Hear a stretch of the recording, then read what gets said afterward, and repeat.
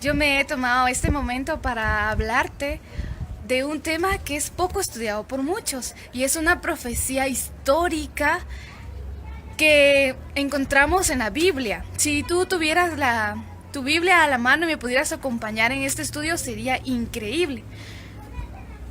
Ahora vamos a comenzar. Esta profecía tiene raíz en el versículo 8 y capítulo 14 del libro de Daniel, donde nos dice que hasta 2300 tardes y mañanas el santuario será purificado, pero va en conjunto con la profecía de las 70 semanas. Esta profecía nos dice la Biblia en el capítulo 9, versículos 24 al 27, que es para erradicar el pecado, expiar la iniquidad. Y nos dice cuándo comienza y cuándo termina.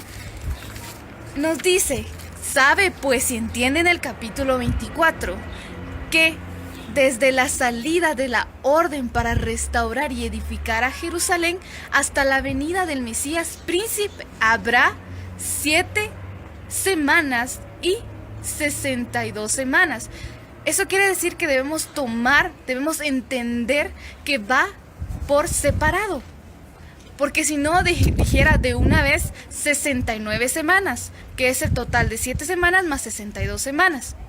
Pero para estudiar una profecía debemos saber que un día es igual a un año. ¿Por qué te digo esto? Porque la misma Biblia nos dice todas estas respuestas. Nos dice en Ezequiel 4:6 que día por año te lo he dado al final del versículo.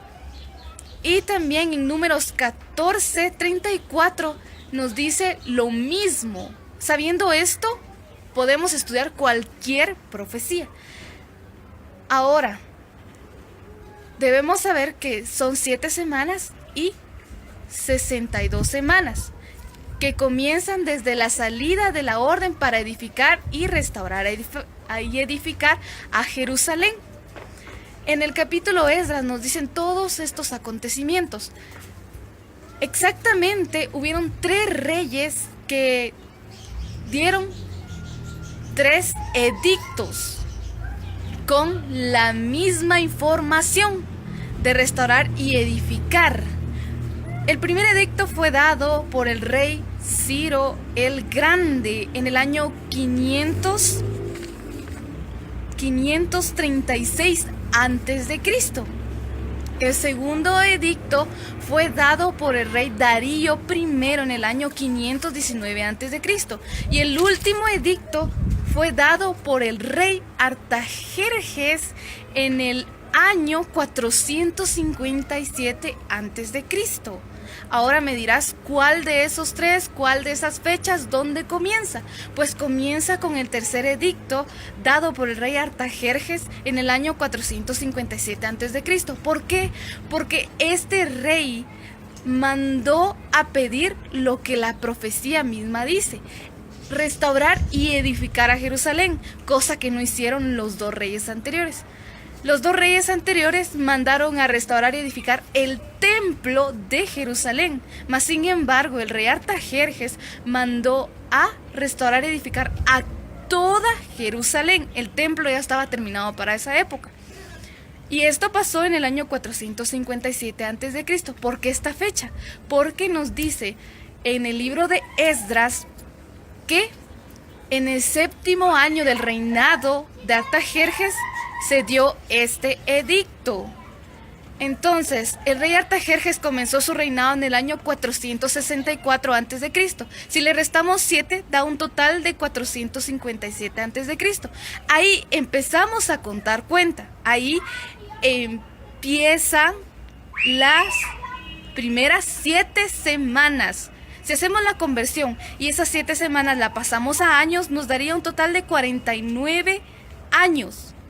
Si le restamos eso a 457 a.C., nos da un total de 408.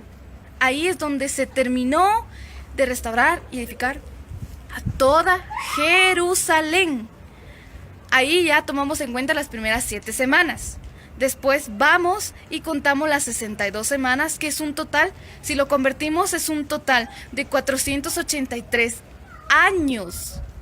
¿Qué nos dice? La profecía nos dice, desde la salida de la orden para edificar y restaurar a Jerusalén hasta la venida del Mesías príncipe.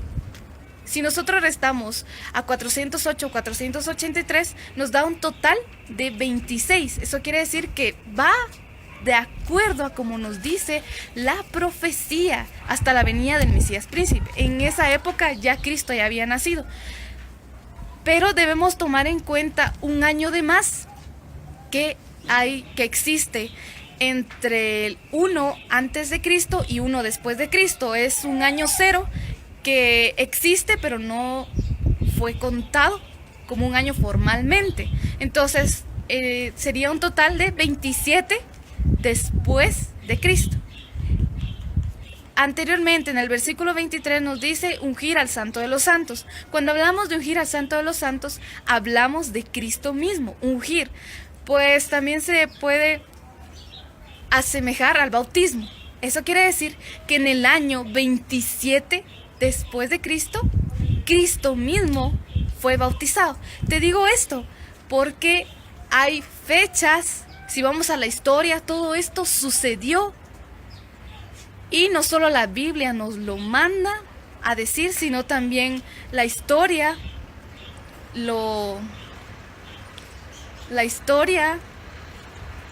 respalda para ver que esto es verdadero.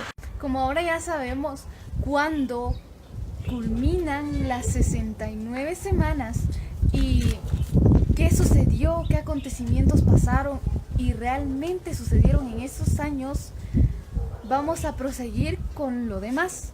Sabemos que terminó en el año 27 después de Cristo. ¿Por qué decimos esto? Porque al contar los años nos da un total de 26 más un año de más, que nos da un total de 27. Entonces, ¿qué pasó en ese momento? Pues en el año 27, déjame decirte que los evangelios nos datan qué sucedió, y fue el bautismo, así como lo dice la profecía, ungir al Santo de los Santos. Pasó, y el libro de Marcos, Mateo, Lucas y Juan nos dicen en sus primeros capítulos el bautismo de Jesucristo por Juan el Bautista. Ahora que ya sabemos esto, seguimos leyendo en el capítulo 9, versículos 26, que después de esto habrá una semana más. ¿Qué pasará en esta semana? Pues leamos que nos dice,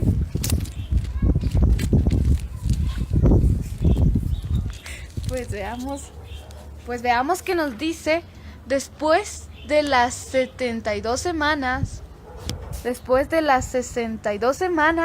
como ya habíamos contado las primeras 7, y después de las 62 semanas que terminan en el año 27, se quitará la vida al Mesías, y nada ya le quedará. El pueblo de un príncipe que ha de venir disfrutará de la ciudad y el santuario. Su final llegará como una inundación, y hasta el fin de la guerra durarán las devastaciones. Por otra semana más confirmará el pacto con muchos. Si nosotros sumamos todas esas semanas, nos da un total de 70. Quiere decir que debemos entender, y nos dice que habrá otra semana más. Una semana sabemos todos que tiene 7 días. Ahora sabemos cuándo termina. Si nosotros sumamos a 27, 7 días más, que es de esa semana, nos da un total de 34 años después de Cristo. Y allí es cuando culminan las 70 semanas. Y como dice acá, se cerrará el pacto con muchos. Y a la mitad de la semana, sigue diciendo, eso quiere decir que a la mitad, aproximadamente unos 4 días después, que da un total de 31 después de Cristo, hará cesar el sacrificio y la ofrenda.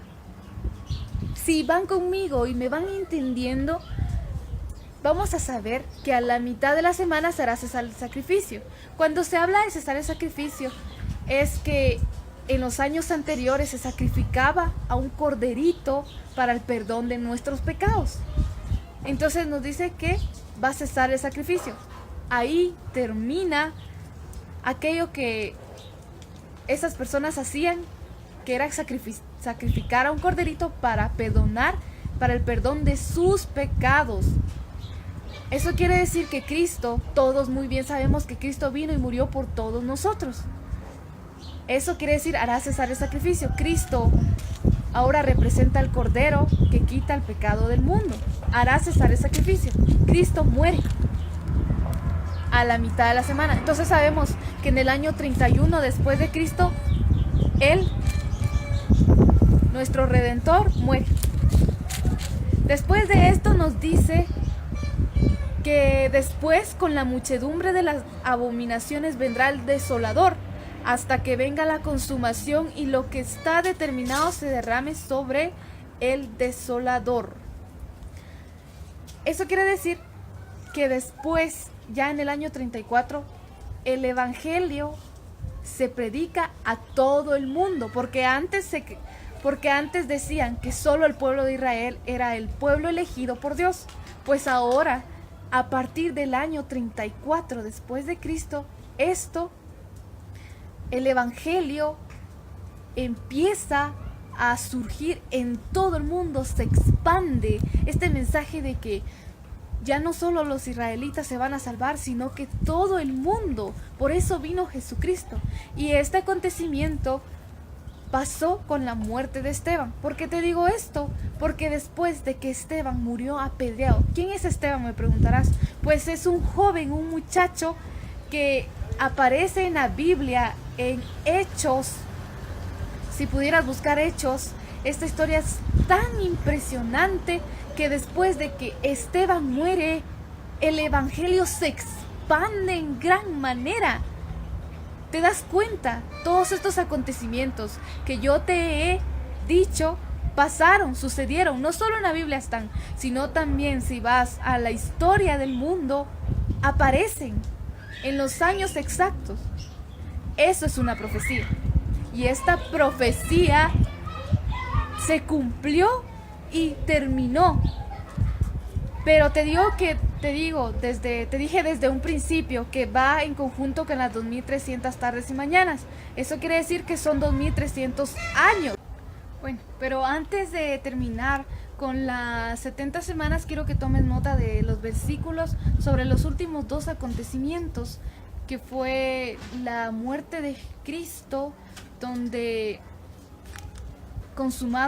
dice consumado es, y es en el libro de Juan, capítulo 19 y versículo 30.